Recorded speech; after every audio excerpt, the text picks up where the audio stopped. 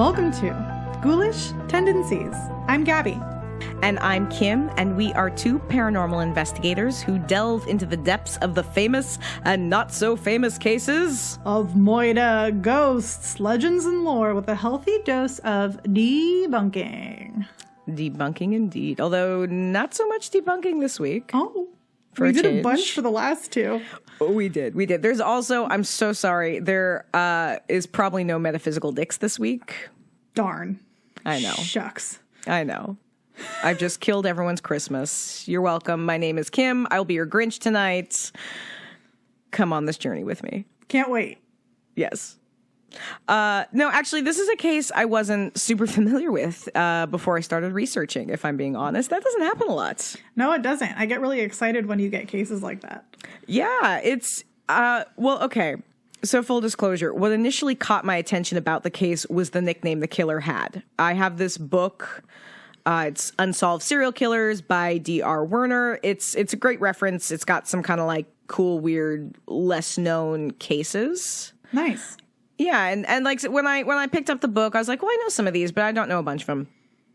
What caught my attention was the case of Jack the Stripper. I'm sorry, what? So, okay. Jack the Stripper, that is the nickname he was given by the media. Okay.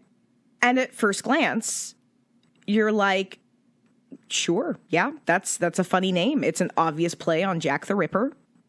Also would make for a really great stripper name. No, that was actually the first thing that came in my mind. I was like, that would be an awesome stripper name or burlesque name, potentially. And in all fairness, the case is unsolved to this day, so we don't have a proper name to attach to it. But once my giggles died down, I have to say, reflecting on it, it does kind of capture a lot of the criticism people have about how serial murderers are treated by the media. Okay. Well, because like the name Jack the Stripper, it's obviously designed to be catchy, titillating. Yeah, exactly. You know, but does calling the killer Jack the Stripper, does it detract from the seriousness of what are some pretty awful murders? 100%, because it feels jokey. It doesn't feel serious. It doesn't feel serious. Yeah. So mulling over it, I actually kind of actively dislike the moniker. I will only use it where I absolutely have to, be it either from quoting someone or if it becomes necessary. But otherwise, I will refer to this by the other way the case is sometimes talked about, which is the Hammersmith Nude murders. I'm so curious. I've never heard of this one before. I'm really excited to learn about it. In 1964 to 1965, a serial killer killed at least 6 women in the Hammersmith district in London. And so you've never heard about this ever, period, full stop. Okay. What actually, again, kind of caught my attention as well is that I may have mentioned on the podcast before, I did my postgrad work in London. Right. You talked about it last episode. Yeah. I went to school there, and I went to school not too far away from where these murders would have taken place. So it was kind of weird researching it and looking at some pictures and being like, I know exactly where that is. I've passed by there. That's creepy. It's a little creepy. But we're going to be going back in time to 1960s London. As always, I'm putting my little disclaimer in. Even though this case wasn't that long ago compared to some of the cases we've covered, there was a lot of discrepancies, especially when dealing with the ages and backgrounds of some of the victims. I did my best to trace the most accurate source possible. Sometimes I had to take my best guess or go with what was the most consistent across sources, or what seemed the most reliable. But just, FYI, if you read about this, you may read some stuff that's mildly different because there was a lot of things that were reported differently, even in the papers. Noted. But back to 1960s London. It's a swinging time. Not gonna lie, the first thing I think of when I think of 1960s London is Austin Powers. Oh my God, I'm so happy that you said that because I love Austin Powers so much. I feel like I don't know if it's because, like, I mean, we weren't alive in the 60s. And so the biggest frame of reference I have for the 60s was Austin Powers because that was the media that we saw when, you know. Yup. Groovy, baby. Groovy. And I'm like, I'm sorry, London. But you know, it was an exciting time. You had music. Music was really great in the 60s. Fashion, lots of sex. And the city of London had been progressively cracking down on sex workers, which is historically an awesome idea and always turns out well. Says everyone all the time. Yeah. Well, what this means is that you're punishing sex workers, which leads to them not trusting the police. So they're not reporting things. Mm-hmm. And if something happens to them, if they're attacked, if something freaks them out, they're reluctant to go say anything because they can get arrested for being a sex worker. Yeah. Now, a lot of these sex workers worked the banks of the River Thames, which also kind of had a little bit of a reputation for who was hanging out there. Mm-hmm. On February 2nd of 1964, two brothers spotted something on the banks of the Thames near the Hammersmith Bridge. Quote, "My brother and I had gone down to the sailing club early to get the rescue launch ready for the afternoon sailing. We were both in the launch bailing it out. The launch was lying in the mud by the old pontoon, which we don't use very much now. It was low tide. Then Douglas noticed the body wedged under the pontoon. We could see all of the body except for the head. I was pretty churned up about it. Yikes. It was the body of Hannah Tailford. She was nude except for her stockings, which were pulled down around her ankles. She'd been kind of covered up in driftwood and also apparently a Christmas tree that someone had dumped in the water. Is that why you chose this episode? Because it's the holiday season? Yes. That was the only reason. I was like, what screams happy holidays? A dead body and a Christmas tree. Bodies under trees, exactly. That's the best present. Santa intended. That just got real dark. Santa intended. Haven't you seen Silent Night, Bloody Night, Deadly Night? Silent Night, Deadly Night. There we go. I got it right the second time. I mean, all of the above sounds like a good time, so. Her semen-stained underwear had been forced down her throat. Oh. She had several teeth missing. Teeth that had been deliberately pulled out. Oh, dang. Now, some of the reports said that at the time of her death, she was pregnant. I had a little bit of trouble verifying that. It was something that popped up sometimes, and others said something different. So it is very possible she was pregnant at the time of her death. She had been in the water for somewhere between 2 to 7 days at that point. So pretty bloated, probably. Yeah. Well, and it sounds like... Oh, never mind. She was 5'2", with brown hair and brown eyes. We know she had been missing for a number of days when her body was found. Her partner, Alan, last saw Hannah on the evening of January 24th, 1964. She had been playing with her daughter before going out at about 9 p.m.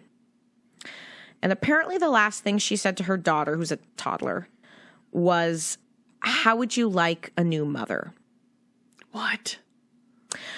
Well, and this was something that kind of came up when Alan was talking about her leaving, is that, you know, she worked as a sex worker. She had been seeing another person, maybe a client, but also maybe somebody that was more serious because she'd been talking to Alan about it. Was this statement made because she was unhappy? Was she depressed? You know, being an unwed mother during this time in the UK was especially rough. There was a lot of stigma associated with it. Your life was harder. If you were a woman, unmarried, with a child, like, things were hard. Her relationship with her extended family was not awesome. Besides her daughter, she had what appeared to have been 3 other children. Oh, dang. all boys, and she gave them all up for adoption. So when she doesn't return home on January 25th, Alan wasn't too worried. Again, it was not uncommon for her to be out all night, especially if she was working. But after her parting words, I think he was maybe having a little bit of doubts. He went over to the neighbors and apparently said, "The cow left me with the kid." Yeah. That's horrible. Yeah, I mean, cow is kind of used as a insult there for a woman. It's not an uncommon one, but that's still not a nice thing to say about your partner. No, that is not a nice thing to say. Now, it wouldn't be until a few more days had passed that Alan genuinely started to believe that Hannah must have left. Some accounts say he gave her things away, and others said that some friends came over and took them. On February 4th, 2 days after her body was found, Alan bought a paper to go read at the pub. And this would be how he would find out that Hannah had died. Oh, that's messed up. Yeah. As tragic as all this is, police weren't taking it very seriously. It reminded me a lot of the initial police reaction to Gary Ridgway's first victims. Just thinking that. Yeah. There's a lot of similarities too. I mean, you know, he targeted sex workers and runaways and other vulnerable women. It's very sad, but these things happen. That was kind of the attitude of the police. Oh, that's so unfortunate. A few months later, April 8th, 1964, Sergeant Robert Powell was out patrolling when he saw a naked woman's body on the beach. Her body had been hit with the blade of a boat. Yeah, it left a gash on her torso. Oh, geez. She was found about 300 yards upstream from where they found Hannah Tailford's body. Her name was Irene Lockwood. She was a 25-year-old sex worker, about 5 foot, with bottle blonde hair. I haven't heard that before. Bottle blonde hair? Mm-mm. Oh, yeah. I mean, blonde from a bottle. Oh, bottle blonde. Bleached. Bleached, yeah. But it's the expression, bottle. You never heard bottle blonde hair? No. My thought, that's so weird. My thought process of bottle would be a glass bottle. Like, I'm thinking, like, bottle green of, like... Oh, funny. Like, it's just a different type of bottle. I'm trying to think, like, I don't know if it's an older expression or if it's a British expression that I just know because I consume too much British media and lived there. But I feel like I knew that. I think it's a time. I feel like in the 60s that was an expression. I could see that because I think that was a time where a lot of people. My mom actually had like really funny bleach blonde short hair, and you did it yourself. Wild eyebrows. I'll have to show you that picture of my mom sometime. No, I desperately need to see it. Can we post it to our Instagram, or would she kill us? She might murder me, but maybe that would make for a good topic for you to cover. I would absolutely. If your mom murders you, I will cover the fuck out of that. Also, it'd be super funny to just randomly post a picture of my mom in the 60s and give no context. Tell you what, you do that for your mom, I will do that for Norma. Oh, that might be so fun. Our mom's in the 60s, but not in London, and both still alive. Both still alive. The thing is, too, if I say to my mom, like, could you give me a picture of you from the 60s and just send it to me? And she'd be like, okay. I know. I think my mom would, too, but if I told her I was posting it, she might get upset at me. I don't know. She might not care. I probably have some. I think I have it somewhere, and I might just do it. Like Hannah, she had a somewhat difficult relationship with her family. She had a tattoo that said, "In memory of John." Oh. She was also missing teeth. There was semen found around her vagina and anus. She had been about 14 to 18 weeks pregnant at the time of her death. Oh, yikes. And I can't tell if maybe that was some of what's happening with Hannah also being... I don't know if they both were pregnant at the time of their death or if that's where some of the reporting gets a little bit cross-eyed. She had been in the water for less than 48 hours, given the state of her body. But the initial cause of death was listed as drowning. Which, okay, sure. But, like... That doesn't seem to check. I mean, the whole being stripped naked suggests maybe somebody helped her drown. Unless she decided to go skinny dipping and just it didn't work out. And it didn't work out. That's true. That's true. Police did, however, kind of suspect, okay, maybe these two deaths are linked. So good for them. Only took them 2 this time. It took them like 5 with Ridgway. So dang. That's a win, it's a win, I guess. Yeah. It's a very low bar. Fair. I do have to say, some of the articles I read they're just kind of silly. How? Okay, so this one article ran in the Daily Mail, and it had the headline. See, I can't even say it without giggling. River nude. It may be murder. Right? No, that's funny. Wait, but who's nude? Is the river nude? The river is naked. These are my questions. You need to be more specific. The article then goes on to say, Scotland Yard said today that the case of the tattooed blonde whose nude body was found in the River Thames at Chiswick, London yesterday was being treated as one of possible murder. This was mainly because of the mystery of the missing clothing. That sounds like a really funny book. It sounds like a weird Scooby-Doo episode. Yes! The mystery of the missing clothing. I mean, like, again, I giggled when I read this, and I had that moment of I'm reading this and, oh, this is so funny, and then stopping, and I'm like, I'm laughing about this funny article, but a woman is dead. Yeah. So it's that kind of messed up way things were being shown in the media, because it's titillating, but you're talking about now 2 women who have been murdered. I think it's also a way to desensitize the audience. Sure. And to, like, make someone want to read something that if it were just to say woman murdered and, like, no context of anything else, or if it were to say something that had, like, a less fun title, someone might not read it. Yeah. The intent could be to just catch someone's attention and be like, wait, what? And then read the article and then figure out what it's about. Well, I feel like, though, I mean, the intention is to sell papers. So right. some, headlines like that are going to sell papers. Now, right. Is it the most respectful way to be talking about a murder victim is Absolutely the question. Not. But it's really telling how, not just how the media was viewing these killings, but the way they're being presented to the public is that these are 2 women, 2 sex workers. So if these had been nice girls from nice families, nice is in quotes, P.S. if you couldn't tell from my tone, nice girls from nice families who were upstanding and got good grades and had shiny hair, would the newspapers be saying, river nudes? No, they'd be like, nice girl from a nice family found naked in the river, tragedy. Now, a few weeks later, on April 27th of 1964, 54-year-old Kenneth Archibald waltzed into the police station and confessed that he pushed, quote, the girl in the river. The blonde, Lockwood at Chiswick. He claimed to have no knowledge or involvement in Hannah Tailford's death, however, and the story became inconsistent, and ultimately, he was let go. But the story is gaining some momentum, starting to get a little sensationalized. Headlines reading, maniac sex killer being splashed across newspapers. That's a way to get someone's attention. I mean, at 7:15 a.m. on April 24th, a 3rd body was found. 22-year-old Helen Bartholomew. What a name. I gotta check that date. Hold on, that seems weird. Did I get that wrong? Sorry about that. That's okay.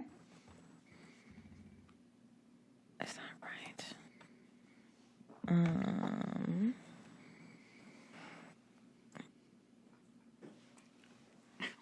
Helen Bartholomew. Oh, April 24th. Okay, I did have that right. I'll say that again. I don't know why I thought that was wrong. At about 7:15 a.m. on April 24th, a 3rd body was found. 22-year-old Helen Bartholomew. That's a name. That's a name. Now, unlike the first 2 girls found, her body was left in an alleyway by some rubbish. Clark May, the man who found her, said, I opened the rear gate and I saw a naked body lying just outside the gate. She'd been dead somewhere between 20 hours and 3 days, which is quite the spread. That is like a really wide range. It's a wide range. Her body was covered in dirt. Her underclothes had been removed after she was killed. None of her clothes or things were found at the scene.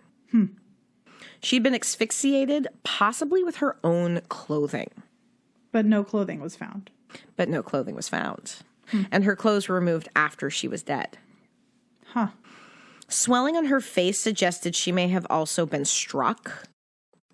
Abrasions found on her neck suggested she may have been trying to release the pressure of whatever it was that was strangling her. Where there was semen present on both Hannah and Irene, Helen's body was clean, but she also had teeth missing that had been removed, and there was a piece of one of the teeth found in her throat. What's interesting, though, is that, so they're trying to construct a timeline of events. She'd been killed elsewhere. She'd been strangled and laid down on her back. Her teeth appeared to have then been removed after she was strangled and dead. And about 8 hours after that, her clothes were removed and she was transported to the alley where she was found. And they're able to tell because of I guess, indentations from where she was laying with the clothes, and then you take them off after. So they're looking at the dirt that was found on the body, and what they discovered is it wasn't just dirt. It was coal dust as well as paint particles. That's so specific.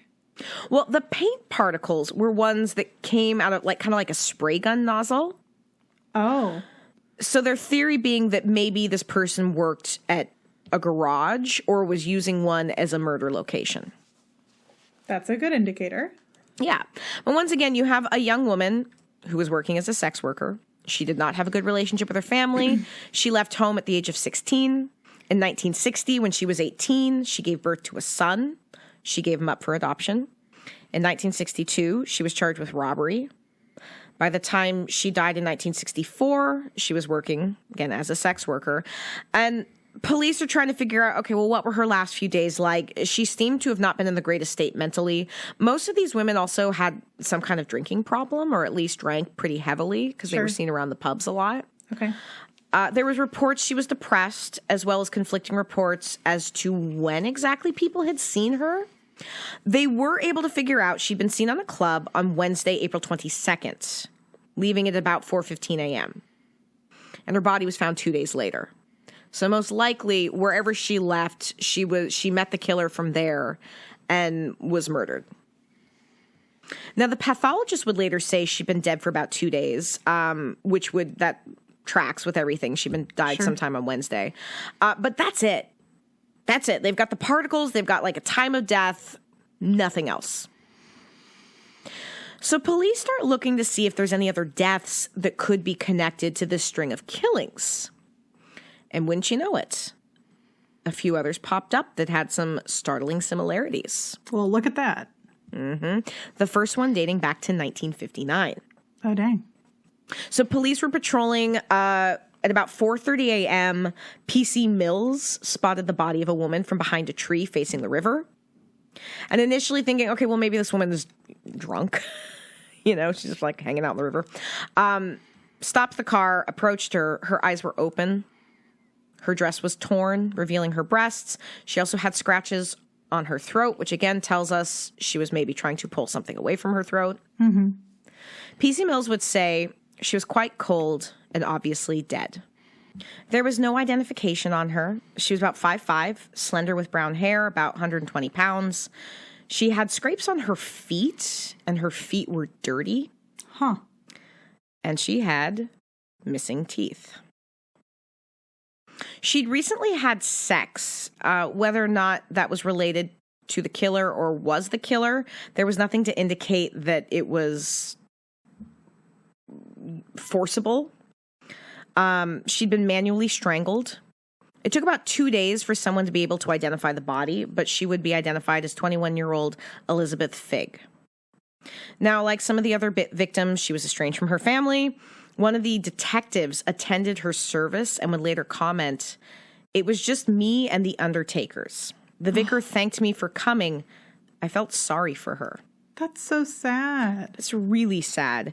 And part of why I keep bringing this up about their families and the state of things is that, it really shows you how vulnerable these women were, where most of them weren't even being reported missing. And how easy it is to target women and individuals like this. Absolutely. Elizabeth's murder had many similarities to the other murders.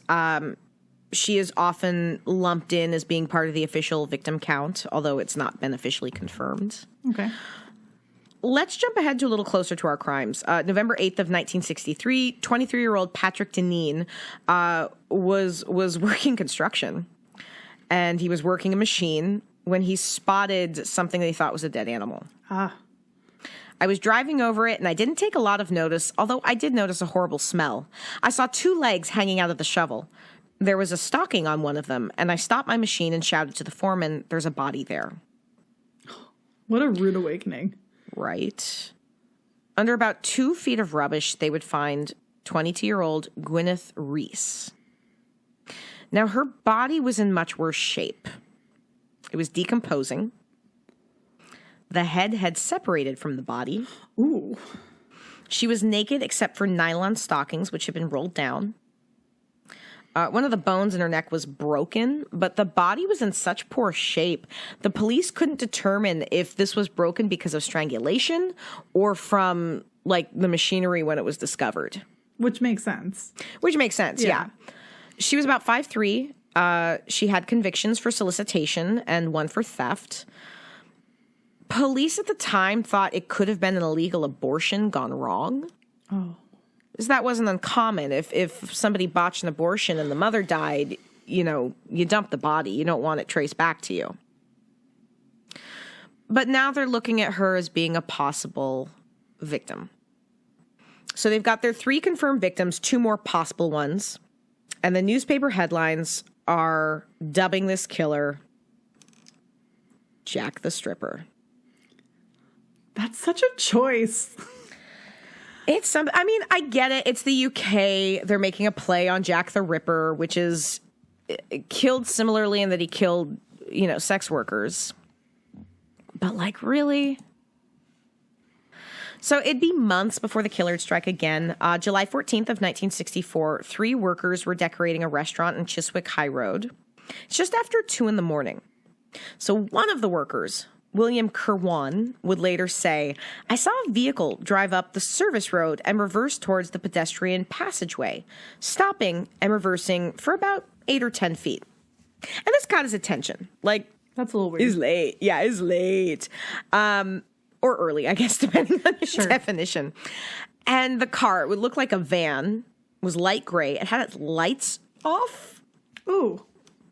Yeah. If you want to not look suspicious, maybe don't turn your lights off. Don't be suspicious. Don't be suspicious. Don't be suspicious. Don't be suspicious. So, being a rational man, he hollered, I love this, "Who dat out there?" Wait, can you do it again? Who dat out there? That is what the quote reads. Who dat out there? Nice. Yep. Now, the dude in the car is like, "Oh, my bad," and peaced out. A couple hours later, about 4:45 a.m., George Hurd was leaving. He worked as a chauffeur, but he was getting ready to drive his daughter on a trip. And he'd say, "I looked out of the window to see what sort of day it was, and I noticed what I thought was a tailor's dummy lying in the entrance to the garage of number 48 Bermead Road. I went over there and found it was the body of a woman. She was naked. She was sort of cross-legged with arms folded and her head slumped forward." Dut, dut, dut. Wow. Love the assumption that it's a dummy. Well, what I love is okay, on the one hand, if you're not somebody who's obsessed with murder, and this is 1960s, so, people weren't thinking the same way. Yeah, I could understand not looking out the window and immediately thinking something is a dead body. You're like, oh, it's an animal. Oh, it's probably a dummy or a doll. In 2022, that's what you do. If you see something and it's vaguely body shaped, you assume it's a dead body. For sure. We've learned things. And we also have the internet. We have the internet. So he called police. When they got to the scene, they noted the strange position of the body. It was kind of tipped over her right knee. This body also had particles on it, like what were found on Helen Bartholomew, implying she had been at the same spot. This also made them wonder, does the killer have some kind of layer or area he's comfortable using where he is keeping these bodies, possibly killing these bodies? Her back is dirty, so the pathologist thought, well, okay, so she's on her back after she died, but before she was moved. She'd been strangled like the others. It was also from the marks. It looked like she'd been strangled with her own clothes. She had a large bruise on her chest, which means she was probably struck there. She had missing teeth like the others, although once she'd been identified, it was revealed that at least her front 2 teeth had already been removed prior. Like prior to her Prior death? to her murder. Like she was missing some teeth. Okay. From life. Like from in life being shitty. Yeah. Got it. Classic British teeth issues, I'm assuming. She was petite, just over 5'1", around 110 pounds. Fingerprints would identify her as 30-year-old Mary Fleming. She married a private in the Royal Army Medical Corps, gave birth to their son in November of 1953. Her husband was then stationed in Germany, so she lived with her parents, and then they had some kind of falling out. Her and her mom, like, knocked heads, and so she left in 1954 and left her son there. And after her husband left the army, he returned to their son, and far as I was able to tell, didn't really have much contact with Mary. After he was told she had died, he said he'd received a letter from her about a year and a half prior that apologized for leaving, but that was the last time he'd heard from her. She had a second child in 1956, would be arrested for soliciting for the first time. She would then be arrested later on for stealing. In 1962, she had her third child, and then another in 1963. A woman that knew her would later say, "I felt sorry for her because I knew she had nothing." That's so sad. It's really sad. And again, it's a trend. It's a trend. These are vulnerable people who are targeted, and we're going to keep hammering this point home because it's I don't know. I always kind of see it as a way society is failing. Oh, one of the many ways. One of the many ways, but it's well, you're going to see some of the attitude towards a few of these women I'm going to keep getting into, because it's where I bristled so much at the Jack the Stripper moniker, is that, man, these women already had really rough lives. Yeah. And this on top of it, and then to be kind of a punchline in a weird serial killer's book is just not... It's a slap in the face. It's a slap in the face. Yeah, for sure. I could see that. So she was last seen on July 10th, which was 4 days before her body was found. And people are...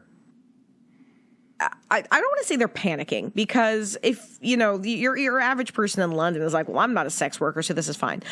But this is not great. It's alarming. It's scary. Police are trying different things. They've got female officers posing as sex workers to try to lure the guy out, which sounds kind of dangerous, but, whatever. Newspapers are having a field day. But... like what we're saying, the women are being spoken about. It's just gross. There was this article that ran in the News of the World, and it said, perhaps the biggest embarrassment for the Yard are the unsolved street girl murders. Street girl, that's how we're referring to them. That's classy. The identity of the sex maniac who tours the vice areas of Bayswater and Notting Hill looking for slightly built prostitutes is still not known. The perverted murderer, who may have killed 4 or 5 times, has presented Scotland Yard with its most baffling problem since Jack the Ripper. And they had to say Jack the Ripper because... Of course they did. Jack the Stripper. Mm-hmm. Of course. Oh, it's... I feel like this is bringing me back to, like, every episode that we ever discuss that's frustrating. Yep. And I feel like you have a real solid way of finding the most frustrating ones. Kim wins the award. It's a talent I wish I didn't have. But eye-opening for people that didn't know about it. So also like a blessing and a curse. Blessing and a curse. I just hate that it's just like, and then another marginalized person was murdered. And then another one. And then another one. And then they joked about it. And then they got made fun of for a bit and called street girls, and yeah, it gets weirdly depressing in a way. It kind of gets to you. Yeah. So Not a lot of faith being shown to law enforcement. And honestly, beyond the paint particles, which is a solid lead, they've got nothing. And they're about to have another body. November 25th of 1964, the body of a woman was found under a bin lid in a car park. Like the previous victims, she was naked. Unlike the other victims, her body had started to badly decompose. When it was found, it was covered in maggots. Oh, no. Yeah, you're welcome for that. Cause of death was asphyxia due to pressure on the neck. She had been stripped of her clothing after her death. She had 3 teeth missing and a piece of plain paper put in her vagina. What? Yeah, that was a one-off. I don't know what that was about. They also found on her paint particles. Ah. So that's interesting. It's becoming consistent across all these bodies. And remembering the first 2 bodies had been dumped in the water. So it's possible they had paint particles on them too. But it just came off. But it came off. Now, identifying this victim was difficult because of how badly decomposed the body was. They could tell she was about 5'1" and weighed about 98 pounds, but I had a question about this because I was like, well, the body is decomposing.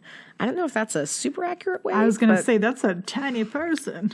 And these have all been petite women. Yeah. Mostly short on the, 5 foot to 5'3" or so. She had a tattoo on her left forearm that said Helen and Mum and Dad. Oh.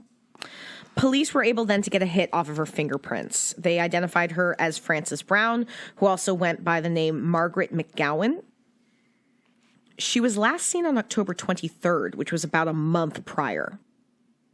Like the other victims, she'd had a rough life. She had a record by age 11. Oh, dang. Yeah, for stealing. She left school at 15. Her mother would later say, I had a terrible time with her. She was staying out all night, and I had no idea where she was. She gave birth to her first child, a daughter, in April of 1961 at the age of 18. Left her daughter with her mother. A few months after that, she would get her first solicitation charge. She gave birth to a second child, a boy, in March of 1963, and then experienced what I'm assuming was some pretty severe postpartum depression after the birth of her second child. Sure. She went into an institution because she had suicidal thoughts. She was prescribed a whole lot of tranquilizers and sleeping pills. So, Oof. That solves the problem. But she was released. Yeah. Her son was adopted. She signed over custody of her daughter officially to her parents. She'd have a third child in May of 1964. A woman who knew her, Vicky Barnett, would say she was a jolly girl, but she could sink into morose moods. I relate deeply. So Scotland Yard is doing this like door-to-door kind of operation, but what do we know still? We know the paint particles. We know the gray van from that close encounter. That's still basically it. That's not much. That's nothing. It's nothing. On February 12th of 1965, a woman named Thelma Schwartz was running late for work. It was about 5:45 in the morning, so it was still dark, which is, creepy. She heard a noise. And she said, it was too noisy for birds, and I realized it was someone rustling leaves or some other dead vegetation. Being a rational woman, she was like, nope. Peaced out, starting to run. Smart. Yeah. 4 days later, on February 16th of 1965, near that same spot where Thelma Schwartz had been walking, a man named Leonard Beauchamp. I don't know. Beauchamp? Fancy. He was working. He went to grab some supplies from a shed, and he noticed something covered in brush. I first noticed a pair of feet, and I could see them up to the ankles. My first reaction was that I was looking at a dummy. A dummy with painted toenails. Oh, that's so creepy. Just like thinking of a dummy with painted toenails. Painted toenails. I didn't even know dummies had toenails. I mean, I guess you could like paint them on. The way you just said that. That's kind of off-putting, although now I kind of want to go paint some like mannequin toenails just to fuck with people. It'd be funny if you could sneak into a mall during holiday season and just like prank people by painting toenails on mannequins. It'd be a good time, but people would get so freaked out. Love it. Anyway, continue. Well, so he goes back to work, but he's like, hey, y'all, hey, guys, I think there's a body out back. Not a dummy. Painted Not toenails. a dummy. So the brush on her body was an obvious attempt to hide it. On her left arm, there was a tattoo of the name Mick. She's about 5'1", about 126 pounds, dark hair, small nose with light brown eyes, and pierced ears. She had missing teeth. She also had a dental plate that was missing. Interesting. Yeah. Marks on her body, once again, indicated that she was in her bra and stockings after her death. She had abrasions on her neck, suggesting she had clawed at whatever was strangling her. She'd been dead about a month. Oof. Likely stored in a cool place or even a refrigerated spot for a couple weeks. That's a long time. It's a long time. She had paint and dust particles on her skin, matched the others. Cause of death was asphyxiation due to pressure on her face and neck. This is very consistent. Yeah, it's interesting because he's not like flashy about it, but women strangled mostly with their own clothing, kept in their clothing after death, laid on their back, clothing removed, body sometimes stored, teeth removed. Yeah, it's very interesting. I wonder with the initial bodies being dumped in the Thames, if part of that was it was becoming risk of being seen became too great. It's like dumping a body into the river. That's not something you can hide super easily. I'm also wondering, why removal of teeth? Is that to help, hide identity, you think? No, because there was no, and it wasn't all the teeth. It was just some, random teeth. So to me, it's either trophy or one of the, oh God, this is so awful. I wasn't even going to talk about it, but one of the theories one of the detectives had is that that the women were asphyxiating on their teeth? While being forced to perform oral sex. So teeth removed prior to death? No, because it looks like the teeth were always moved after death. That's what I was going to say. Then why? The common sense in my brain, I hate to say this, but the common sense in my brain is to remove the teeth before the... If that's how... No, that's when the detective was making that theory, I was like, except if teeth are being removed afterwards, if you're fighting for your life, there is no delicate way to say this, you're going to bite down. Yeah. And also, why remove the teeth afterward if that's and also if they're marks, if they have marks, these abrasions on their neck, they're pulling at something on their neck, unless they were being strangled at the same time. But I also feel like the technicality of that is very difficult to... Well, and if you're strangling someone at the same time, I feel like almost reflexively you'd bite down. Yeah, but it defeats the whole purpose of teeth being removed after the fact. Exactly. So I trophy is my best guess. Is it some kind of trophy? But interesting. Yeah. I just figured I'd mention it. No, it's a fair question. Fingerprints would show it was the body of 27-year-old Bridget O'Hara, known as Briddy to her friends. Like the other girls, she had a number of convictions for solicitation. Briddy was last seen on Monday, January 11th of 1965. She told her husband she was going to go borrow some money from a friend because they were broke. Instead, she went out working. He reported her missing on February 3rd.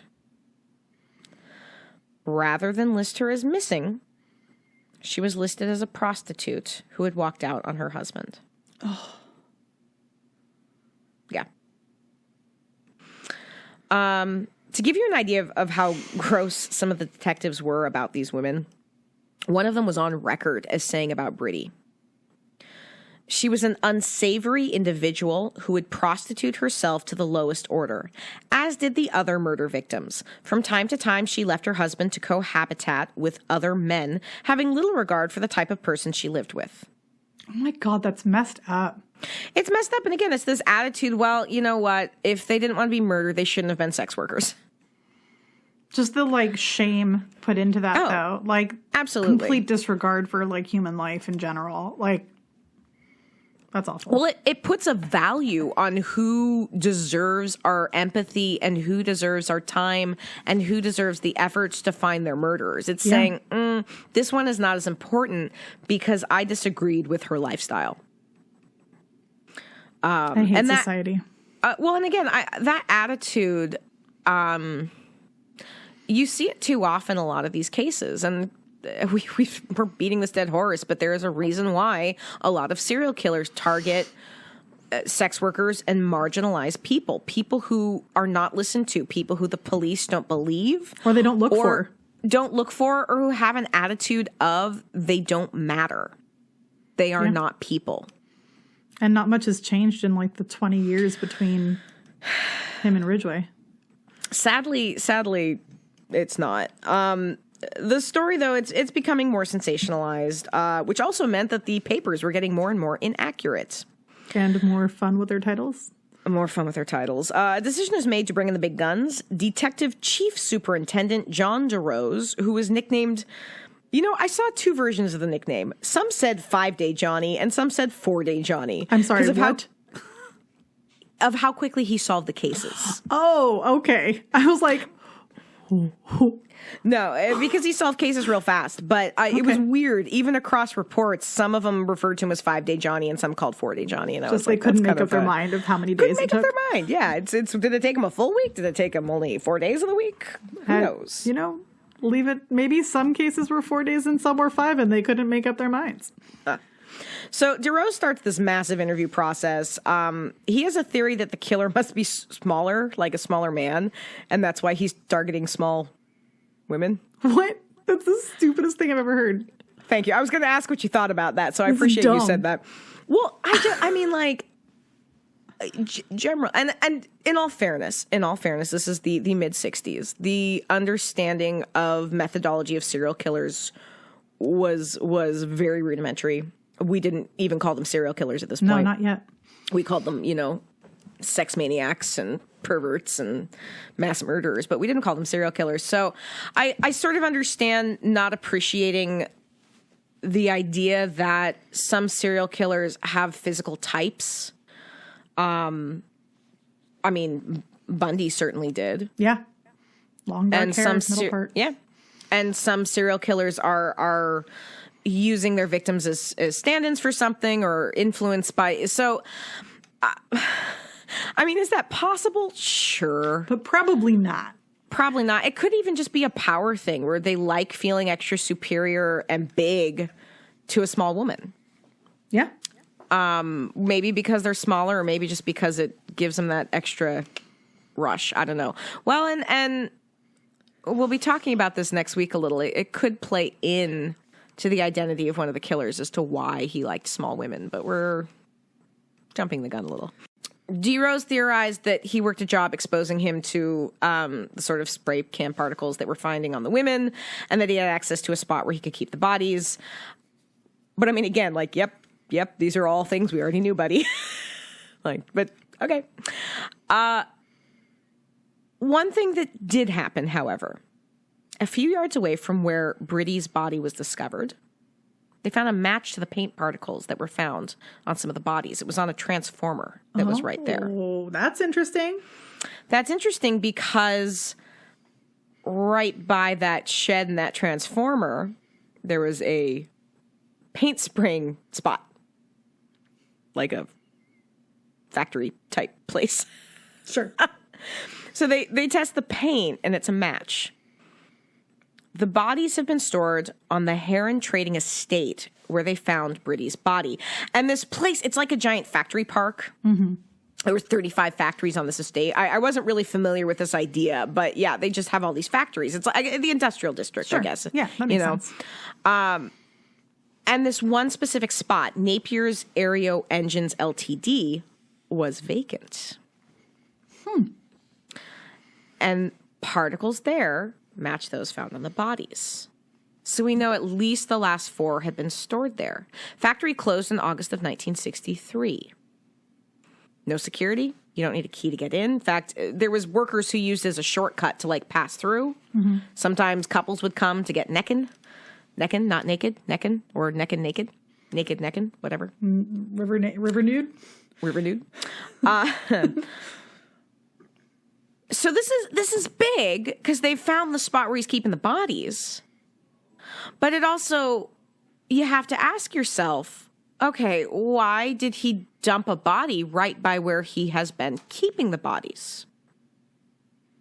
Was he interrupted? Like that woman walking to work and he freaked out and so he took off? Maybe. Maybe, yeah. Was he ready to move on? Maybe. Was this going to be his last kill? Maybe. It's odd, right? Yeah, it's a little weird. It's a little weird. Now, they declare they have a list of suspects. Police are like, we got suspects. We got good suspects. You just wait. We're going to narrow it down. Then we'll get back to you. That was kind of a lie. I mean, like there was some names being bandied about, but no arrests, no suspects, and no further bodies linked with Jack the Stripper. Why do you think they did that? Announced it? Yeah. That they had all these suspects. I think they were trying to scare people. I think they were... there was multiple times they would address the killer through the press. And it's a tactic you can use if people are panicking and thinking that the police know about you or know something about you. They may start messing up because they like try to dump stuff or try to move or... it's a way to try to force someone's hand. Sure. Okay. You see it more often, though, when there is, like, specific people they're targeting, and they'll say they have information they really don't. Like, that's a really common tactic, to come into the... Well, that's how you get a lot of false confessions. You come in and you're like, listen, we know you did it. We have all the evidence. We have everything we need to prove it. So why don't you just make it easier for everybody? Because then we can all go home and just sign this confession. Because we've got you. We know what you did. We have the evidence. Your friend over there told us everything. Make it easy. Make it easy for yourself. Because if you confess, you know how much easier it's going to be on you? We're doing you a favor by giving you this chance. So messed up for the innocent people that happens to. Yeah. I mean, that's a tactic. That is used to get... that's not old. That is... that's how they get it now. Yeah. There's a Netflix show called The Confession Tapes that's literally about that. Yeah. Yeah. It's why I'm a big supporter of the Innocence Project. Everyone, if you have some extra money and you want to know a great charity to donate to, might I suggest the Innocent Project? They do amazing work.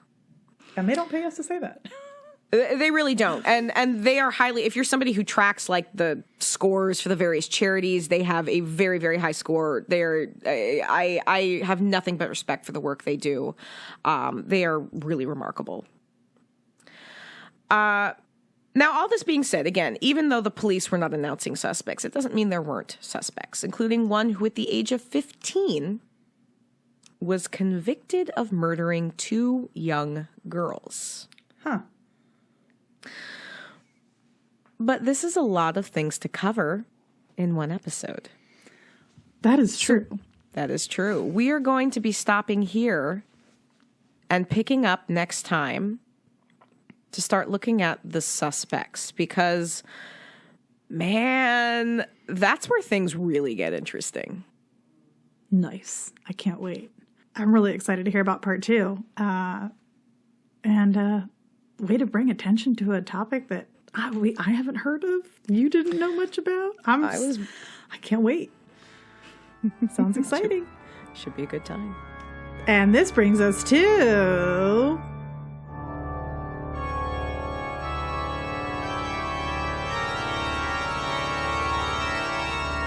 Creepy Critics Corner. Creepy Critics Corner.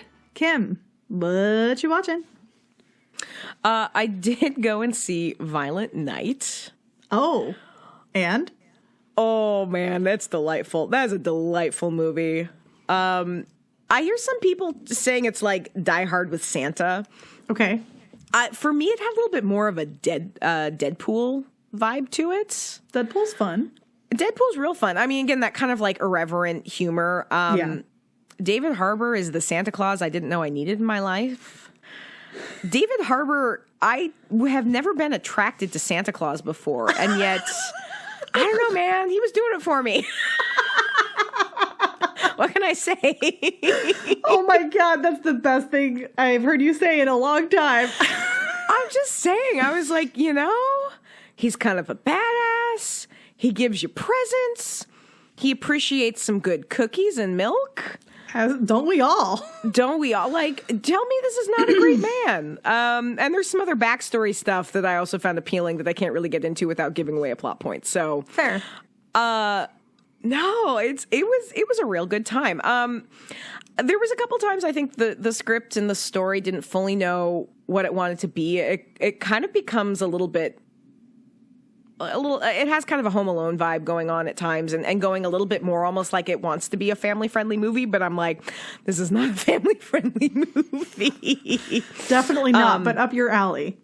Well, it was really fun. It was silly. It was funny. And the kind of, it was marketed as being vaguely horror, like especially the poster and the title. It made it look like it could be a horror film. It's not. It's very much an action movie and a comedy, but it was a really good time and a lot of fun. And if you want just a, romping kind of Christmas movie, then I would absolutely recommend it. I'd recommend seeing it in theaters if you have the opportunity. It's one of those ones that it makes a difference to see it in theaters. Okay. Good to know.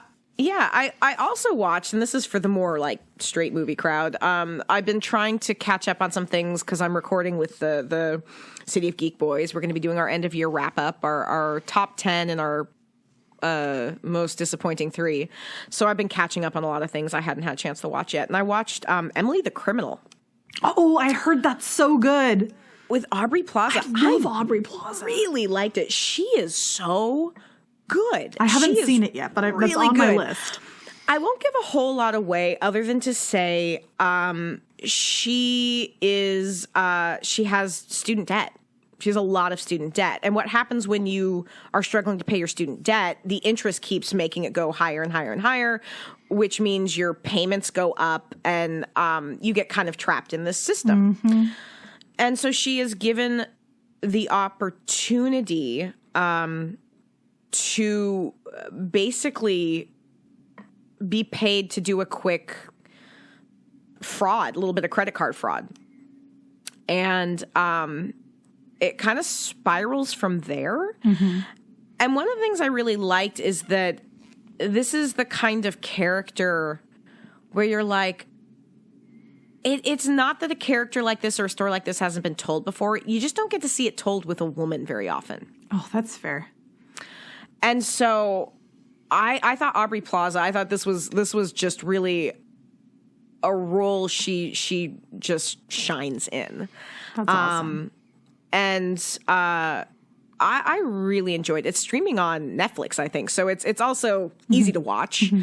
But yeah, if you want something that's just it's really great acting. The other actor in it, and I know him, I think initially Theo Rossi. He was in. I knew him first from Sons of Anarchy, but then he was also in Luke Cage. Okay, and pops up in all kinds of things, but.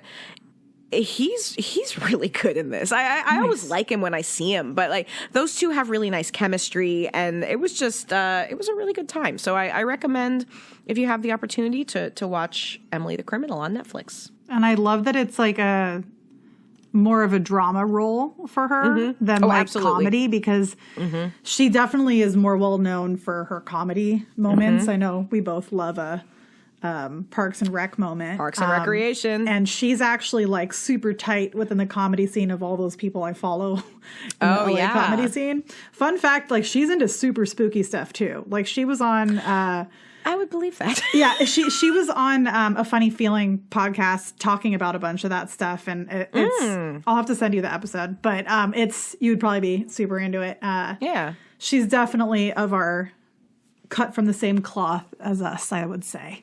And so she is a very talented dramatic actor, and I appreciate that she's been given, now that she's gotten older, because she always had such a youthful face. And she does so much with her expressions, like her eyes.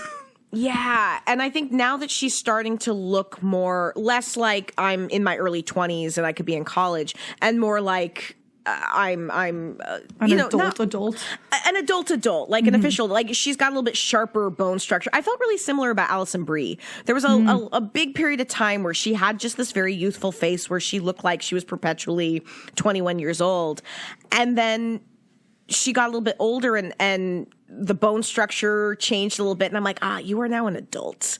And I'm not thinking of you as like that girl in Community who, is like uptight Annie. So, yeah, anyway. Nice. That's awesome. What you been watching? I have that on my list. Emily the Criminal. I'm going to watch it. It's taken me a really long time to get through all of it. But I watched 1899 on Netflix. Oh, I've been really curious about that. It's been on my list to start, but I haven't had time. Holy shit, dude. This is first of all, there's two things you know about me. I love trash TV. But I also love a period piece. You do love a period piece. And then I also really love weird things. So you like all of these things. These are your favorites. And I also love comedy. So that is true. Some of the things that are not involved in 1899 are comedy. It's not in it. Unless you're like that didn't strike me as a comedy. No, it's definitely like a almost like a sci-fi thriller horror vibe. I like these things. I felt like within the first 2 episodes, I was like, this feels like a period piece and Twin Peaks had a baby. Like, it is weird. It is very bizarre. Okay. It basically, I don't want to give away anything because it's so bizarre that like every time an episode ends, you're like, wait, what? Like it doesn't make sense. And then you have to watch the next episode, right? So like very easy to binge. But what's really interesting about it, so the premise of it is there's a woman from somewhere in the UK. And she's like focused on as one of the main characters. And she's on a ship that is I had very much like Titanic vibes. This happened obviously 1899, the title of the show. So massive ship in 1899 going from the UK to New York. And there's a variety of people that are on this ship, and everyone speaks different languages, which is really interesting. So there's lots of subtitles in this, but there's like a multitude of different languages spoken, and oftentimes spoken to each other. And I'm constantly like, how do they understand each other? They're speaking different languages. So my brain couldn't like wrap myself around that portion of it. Right. But also then there's the understanding that, they don't understand each other, but they're just trying to figure shit out. And so that makes it even weirder. But the premise essentially is that this woman is by herself on this ship. Within the first 5 minutes, you see some flashbacks of her being in like an insane asylum, saying her name, what day it is. This is where I live. This is my life. This is where I am right now.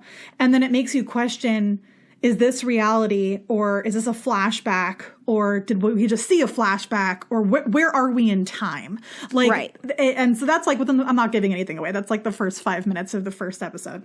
And she's on this ship that's going to America, and they discover that they're all talking about the Prometheus, which is a ship that went missing. Okay. For 2 months. I think it's 2 months. I could be wrong. Maybe it was 4. I don't remember. It was for a few months. And you kind of understand potentially that her brother was on this ship. And he sent her this like weird letter that was really just cryptic, like didn't give a lot of information.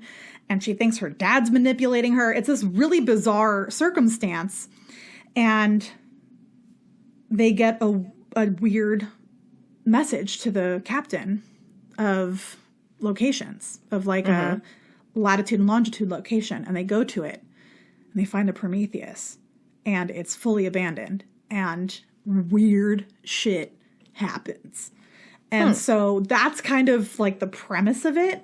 But when I say like, I'm talking like Twin Peaks Matrix shit, like weird, very bizarre. I watched the whole thing. I will say they did so much build within the first half of the season, or the period of time that the show has been out. It's the first season of the show, that I was a little disappointed in how it wrapped up. but I really don't want to give anything away, especially since you haven't seen it yet. And I'm sure a lot of people also haven't seen it. It just came out, I think November 17th is when it came out. Yeah, I was going to say, I remember seeing it because it was one I was going to recommend to my parents. Maybe we watched when I was visiting them, and then we didn't because we had other things we watched. Yeah, instead. it's I would say if you're going to watch it, like, pay attention the whole time. Like, I have shows that I watch that are like background noise that I just need to have on. This could not be one of them. I had to pay attention to the whole thing, especially because there's so many languages that are spoken that you have to read the subtitles for everything for the most part. So it's a really interesting approach. And I believe it was done by the same people that did Dark. Did you ever watch Dark? Oh, yeah, I liked that. Yes. So yeah, I hadn't seen Dark. I actually started watching Dark. I've seen like the first half of the first episode, but I wanted to watch Dark specifically because I really liked this. So that should give you a little bit of insight. And then everything else I've been watching is mostly trash TV. Too Hot to Handle is back. It's a stupid show. I'm not going to spend too much time talking about it, but I love when a bunch of horned up hot people get together that are like thinking they're going to be able to hook up and then they can't and they're not allowed to. And it's very funny. So that's basically what that is. And I've also been watching that. So, a couple ends of the spectrum. Okay. Fair enough. But I am really excited to watch Willow, which is on my to-do, because that is on Disney Plus now. I also watched Return to Oz. Haven't seen that in a million years. I love that movie. Love it. It's such a horror movie, man. Like, I remember watching that as a kid, and I was like terrified. Oh, it's so messed up. All the heads? Horrifying. But it's amazingly messed up. Oh, for sure. 100%. It's great. I turned it on and made Terrence watch it. And like, he actually hadn't seen it until I showed it to him. So that was fun. Fun adventure. Thank you so much for listening. If you would like to find us on socials, look up Ghoulish Tendencies Podcast. You will find us anywhere. We are also on Patreon if you feel generous and want to help make us more effective at what we do by giving us money so that we can produce more content for you. You can find us there. And if you can't contribute financially, go on over to Apple Podcasts and Spotify, give a rating, review. We really appreciate it. Having said that, happy holidays. Happy holidays. Looking forward to part 2 next time. Yeah. Having said that, stay spooky.